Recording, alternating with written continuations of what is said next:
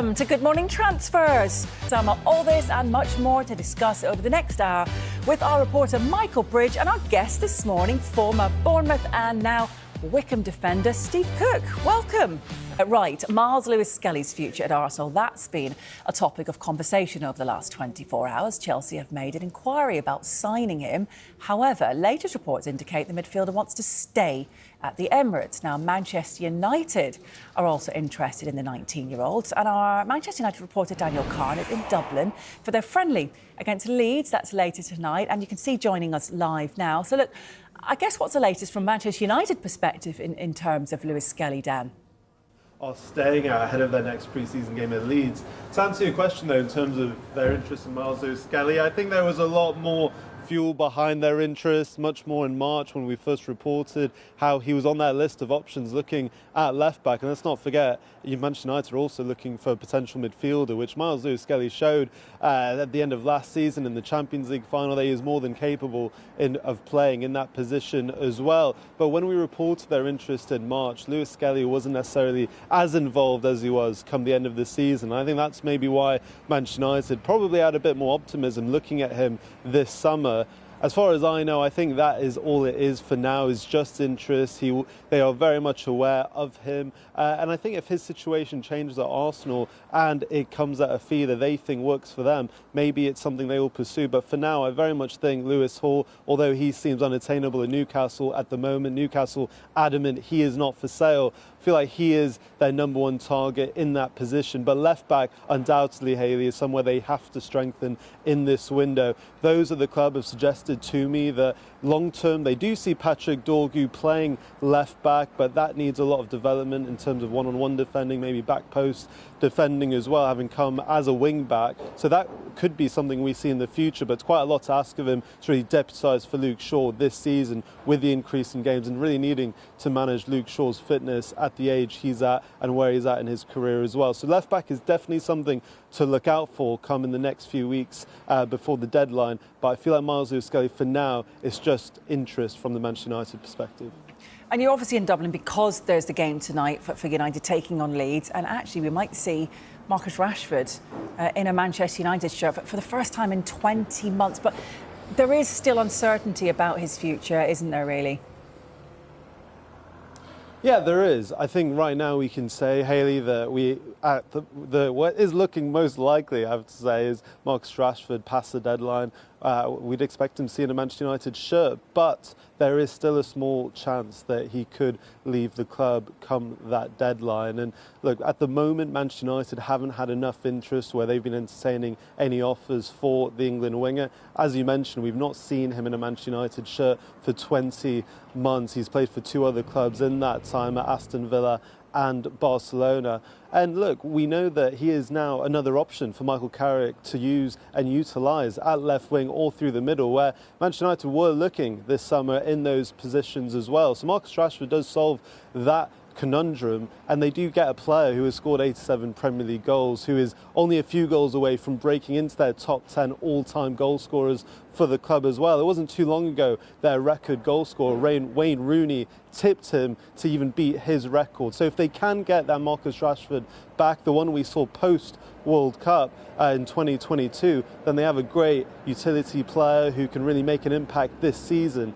But I think we'll have to wait and see on his future. The only other thing I'll just mention very quickly, Hayley, is tonight I think it's going to be the closest we see this Manchester United team at full strength. I think we could see a first start of pre-season for the likes of Bruno Fernandes, Matheus Cunha, and potentially the midfield that starts their first game away to Hull. Yuri Tillmans could also make his first start next to new signing Andre Santos. So I think for Manchester United fans, it'd be very interesting to see what this maybe new look Michael Carrick's side looks like, and also what style they try and implement. I think we'll see a different style from the first 6 months we saw at the end of last season.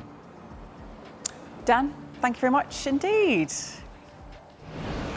We'll get the guys' take on that in a moment, but we just have some breaking news to bring you before we do that, because on top of all of that. But look, we're going to get back into what I guess Dan was discussing. We'll get straight to it then. Do you think Rashford should stay or go? Will he stay? And will he go? Will he want to stay as well? Yeah, I think he should stay. I think he's got a lot to prove in a Manchester United shirt. that you don't play for Barcelona if you're not an elite player, and I'd love to see him stay at Manchester United and prove the doubters wrong. Whether or not he will, I think a lot of clubs would love to have him in their team, and but yeah, again, I'd like to see him. I think he can thrive under Michael Carrick and back in the Champions League and enjoy his football again. And you just wonder, though, why clubs aren't clambering to sign him, though, Michael? I think a couple of things. One is that I don't think Manchester United are overly keen to sell, but also he is on quite a hefty wage. But for me, I hate the term like a new signing, but for Michael Carrick, this would feel like a new signing. He wasn't featured under Ruben Amorim, previous managers not necessarily so, but for Michael Carrick, he fully deserved that opportunity to have this full season as the full-time Manchester United head coach. But next season, whatever you want to call it, yeah. Actually, no, it is this season, because your season's well underway, Steve, so let's going to call it this season. But it's going to be tough. With European football, the way the competition is now, it is like having 2 league campaigns in one. It's going to be Saturday, Tuesday, Sunday, Wednesday. He's going to need the likes of Marcus Rashford. Brian Mbeumo can't play every game. Benjamin Sesko can't play every game. So I'd be surprised if he were to move on. And I think Michael Carrick, I'm sure, would like to keep him. I'm looking forward to hear what Michael Carrick potentially says about him after the friendly tonight. Yeah, absolutely. OK, right. We want to move on because we spoke a little while ago, didn't we, to Daniel Kahn about Miles Lewis-Skelly as well. Let's just talk about Arsenal first. I want to stay with you, Michael, because can they afford to let him go? Well, in terms of squad depth, yes, probably.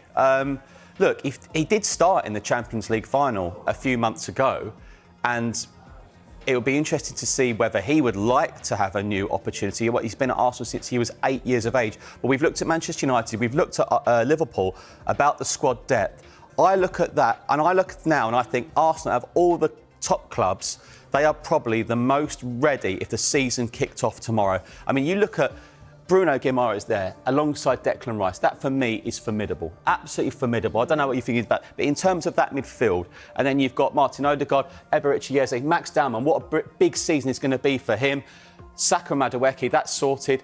The left-hand side, I mean, look, they're looking at maybe getting another forward around that side as well, maybe a left-sided forward.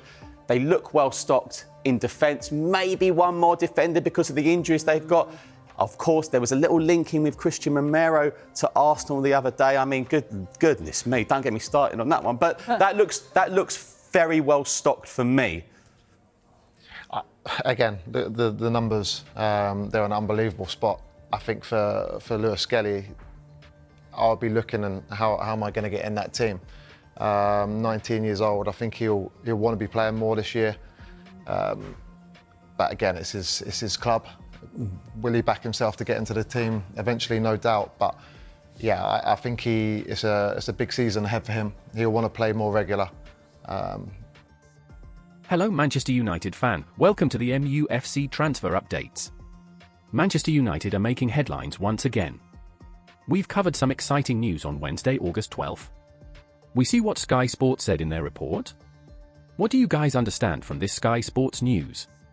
Do you think it actually happened? Let me know in the comments. In today's video, I'll explain the latest Manchester United transfer news. Now, let's see what various websites said in their report. And let's we find out. This news true or rumours? Few hours ago, Sportsmole said in their report, Rashford wants exit and refuses to stay. Marcus Rashford dominates the sporting headlines, with his future at Old Trafford remaining completely uncertain. Manager Ruben Amorim dropped him from the squad at the end of 2024 due to a poor attitude in training and an inability to follow tactical instructions. The 28-year-old forward subsequently joined Aston Villa on loan in February 2025, where he returned to form under Unai Emery. He then spent the whole of the 2025-26 season at Barcelona, reaching an even higher level. The England international helped Hansi Flick's side win La Liga, contributing an impressive 28 goal involvements across all competitions. In the Champions League, he registered 5 goals and added 4 assists. His remarkable season appeared to be heading towards a permanent transfer, but the Catalan giant surprisingly decided not to pay £26 million for his signature. Carrick open to Rashford return. The player therefore had to reassess his summer options. Media reports have widely linked him with a move to Turkey, Germany, Italy or Saudi Arabia. Several Premier League clubs are also keen to sign him before the September transfer deadline. Fans' attention has now turned to manager Michael Carrick. The England boss appears to welcome the winger back into the fold with open arms following his return to training. This week we have the full squad in Dublin. We fly straight there and spend a few days together with the whole group back together. Marcus is part of that, the manager said.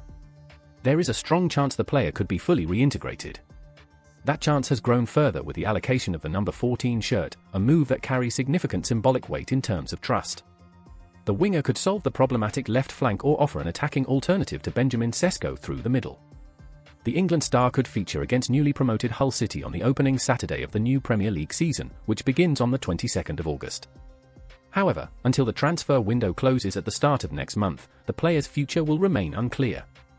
Rashford still prefers a fresh start elsewhere. According to the Mirror, the forward prefers to leave and is looking to reignite his career at a completely different club following a difficult 18 months at his current one.